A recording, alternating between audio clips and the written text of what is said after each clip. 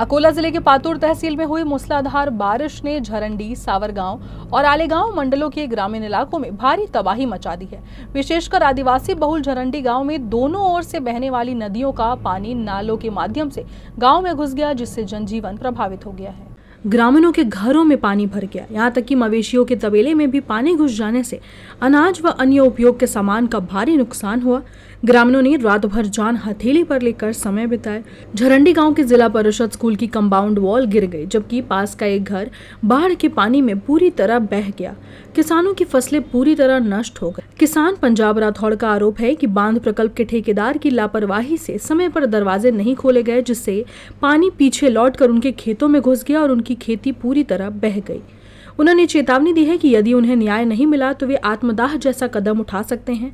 सावरगांव के किसान रविराज भुंदे ने बताया कि झरंडी में उनकी फसल पूरी तरह पानी में बह गई है।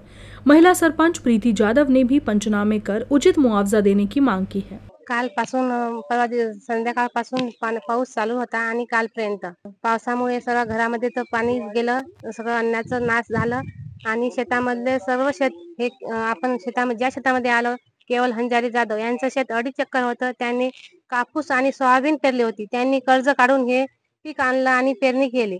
आता त्यांच्याकडे दुसरा व्यवसाय कोणताच नाही हे शेतीशिवाय। आता त्यांचं सर्व शेती आता दुसऱ्या वर्षी पेरण्यालायकी पण राहिली नाही। तर सरकारला एकच मी निवेदन देते की त्यांनी 70-80% न देते अनुदान करता त्यांना 100% त्यांची भरपाई करून द्यावी। 25 तारखेपासून संध्याकाळी 7 वाजेपासून पाऊस सुरू झाला आणि जवळपास अखंड आणि सततधार पाऊस दुसऱ्या दिवशी 26 तारखेच्या 4 वाजेपर्यंत पाऊस सुरू होता आणि नदीला एवढ्या मोठ्या प्रमाणावर पूर आला की पूर्ण नदीकाठची पूर्ण शेती वाहून गेली। ती शेती पुन्हा करण्यालायक राहिलेली नाही आहे। घरांची पडझड झालेली आहे। मोठ्या प्रमाणावर गुरढोरं वाहून गेलेले आहेत।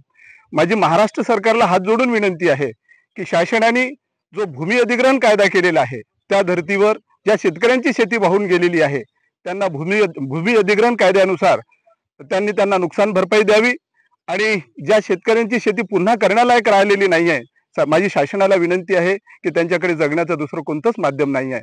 सरकारला हात जोडून विनंती आहे की सरकारने त्यांना भूमी अधिग्रहण कायद्यात जी तरतूद आहे त्या पद्धतीने नदीकाठी असलेल्या शेतकऱ्यांना तीच नुकसान भरपाई द्यावी ही माझी महाराष्ट्र सरकारला हात जोडून विनंती आहे।